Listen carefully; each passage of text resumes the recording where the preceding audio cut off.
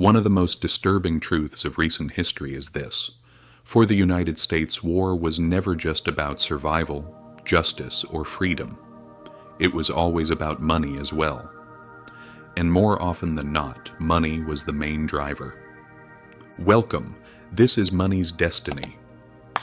Here is the place where economy, history, and power unite. Welcome, beautiful human, to the place where all confusions are simplified in a fluent language. Every war was not only a battlefield where soldiers and weapons collided. It was also fertile ground where financial profits were born.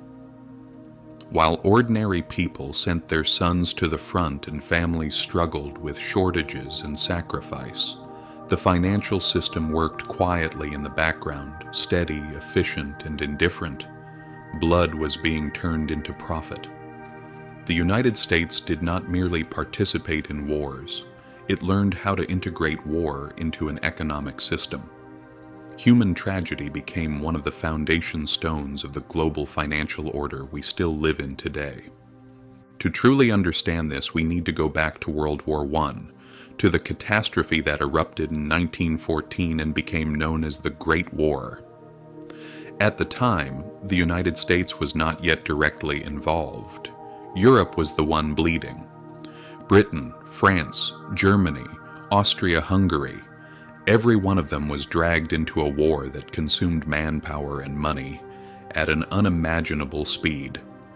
Millions of soldiers marched to the front, shells filled the skies, and the financial cost grew beyond what any national treasury could handle alone.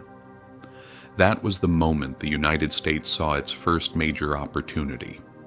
From across the Atlantic, American industry and American banks stepped in. They positioned themselves as the arsenal of democracy and the financiers of war. The giants of Wall Street, most notably J.P. Morgan, signed unprecedented deals with Britain and France. Morgan arranged massive loans and acted almost like a central purchasing agent, funneling American wheat, steel, coal, and weapons into Europe. At the time, billions of dollars were sums so large they overshadowed the entire federal budget, and every dollar was lent with interest. Every shell fired on the Western Front was not just an explosion, it was a new debt instrument written in favor of American finance. The United States officially entered the war in 1917, but by then, the American financial system was already tied to the outcome. If Britain and France lost, Wall Street would lose with them. The line between national security and financial interest nearly vanished. The cost was pushed onto the public. Americans were told that buying Liberty bonds was a patriotic duty. Emotional posters and propaganda flooded the country. Uncle Sam pointed his finger and said, "I want you." Celebrities traveled city to city encouraging people to buy bonds. Even children saved their spare change to purchase war saving stamps. For the first time in history, an entire nation directly financed a war out of its own pocket. But this is where the dark side becomes clear. The real winners were not the citizens who sacrificed their savings. The biggest gains went to bankers and industrial giants. Factories ran non-stop. Profits exploded. The influence of financial titans like J.P. Morgan over governments reached unprecedented levels. And a crucial door was opened. Wars no longer had to be financed only with gold or taxes. They could be financed with debt. That debt was sold to the public while private finance stood behind it. This system never disappeared. It became permanent. By the time World War II arrived, the model was nearly perfected. Europe fell back into chaos, and once again the United States stepped in. When Roosevelt declared that America would be the arsenal of democracy, the machinery was already in motion.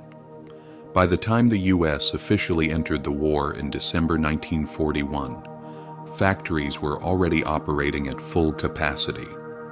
The production of ships, aircraft, tanks, and ammunition reached levels the world had never seen before. But it wasn't just weapons. UK. The financial machine was running at full speed as well. The Treasury issued war bonds, and the Federal Reserve supported the system. Once again, the public was asked to sacrifice, this time framed as a smart investment. The result was staggering. More than 85 million Americans bought bonds, raising $185 billion. That amount covered more than half the total cost of the war. The system had learned a powerful lesson: sell sacrifice as investment and turn citizens into creditors of the state.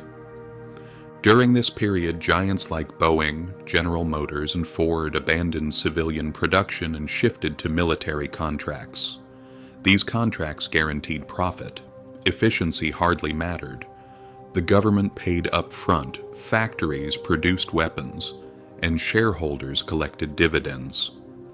The link between money and power tightened even further.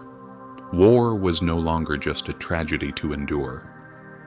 It had become an engine that drove the economy. At the same time, a critical transformation took place: the effective end of the gold standard. During the war, the United States suspended the free convertibility of dollars into gold. The dollar was no longer just a currency backed by metal. It became a currency backed by the power of the American state, its industry, and its military. In 1944, the Bretton Woods Agreement formalized this reality. The dollar became the world's reserve currency. This was no coincidence. It was a direct consequence of war, and it placed the United States at the center of global finance. Europe's destruction became America's rise. Every bond sold, every loan issued, every factory converted for war production pushed the U.S. closer to becoming not just a military victor, but the financial heart of the modern world. The war machine was no longer purely military, it was economic. After 1945, the Cold War followed the same pattern. The battlefields changed, but the flow of money never stopped. Military spending grew. Industries like aviation, electronics, and oil expanded on the back of defense budgets.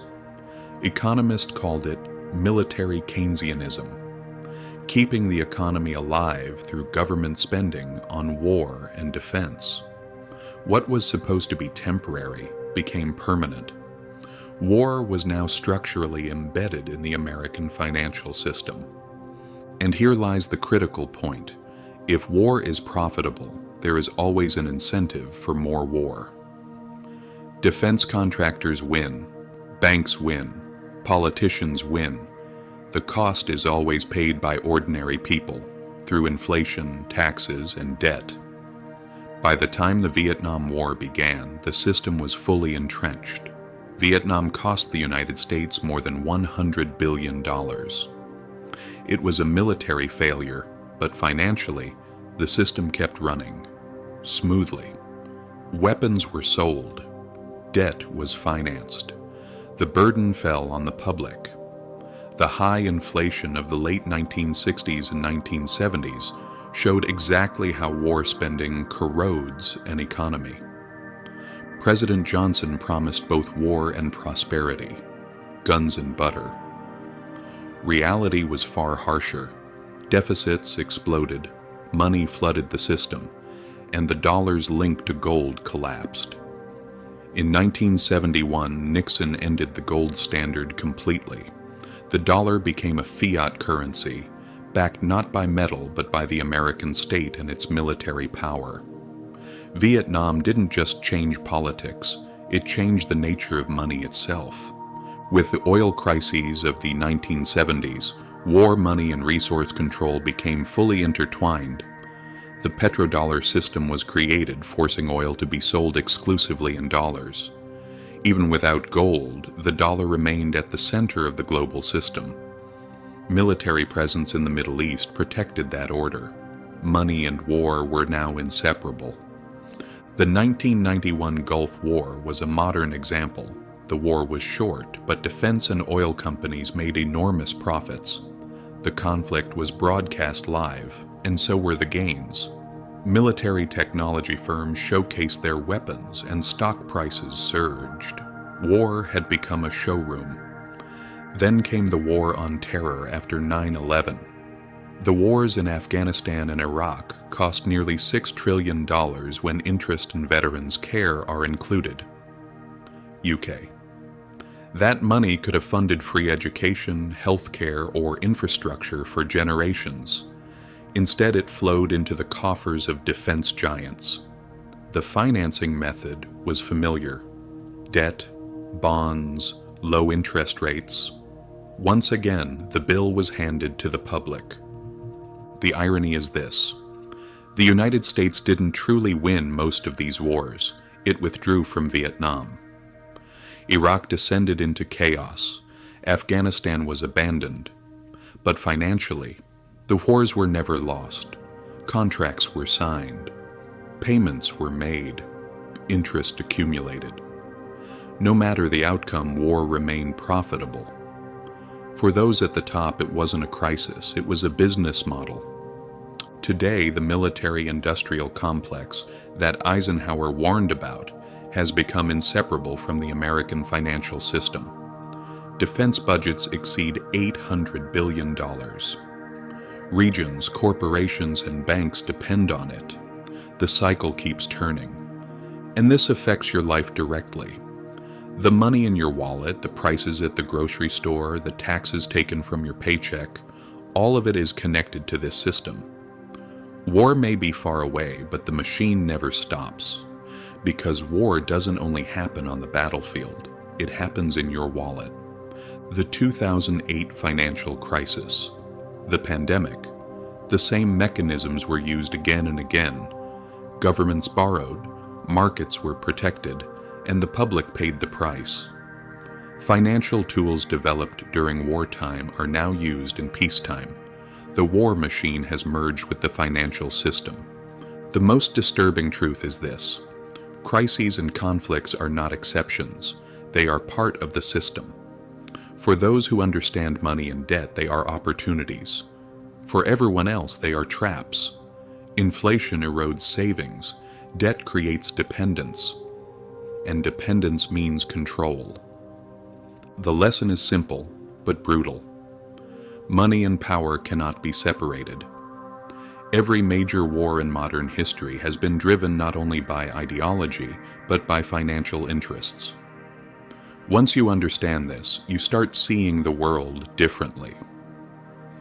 When you hear calls for war, when defense budgets rise, when life becomes more expensive, you ask one question: who benefits? That is real financial education.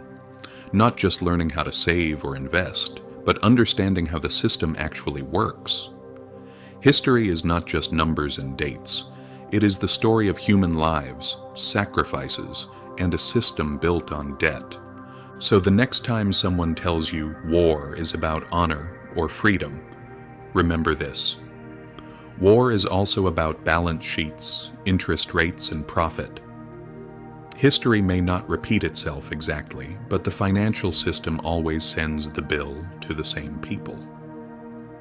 If this story shifted something in the way you see the world, you're in the right place. This channel isn't about memorizing history, it's about decoding it. We uncover the hidden links between money, power, and the decisions that shape our lives. Subscribe because there's much more to uncover. Let's keep pulling this system apart, piece by piece.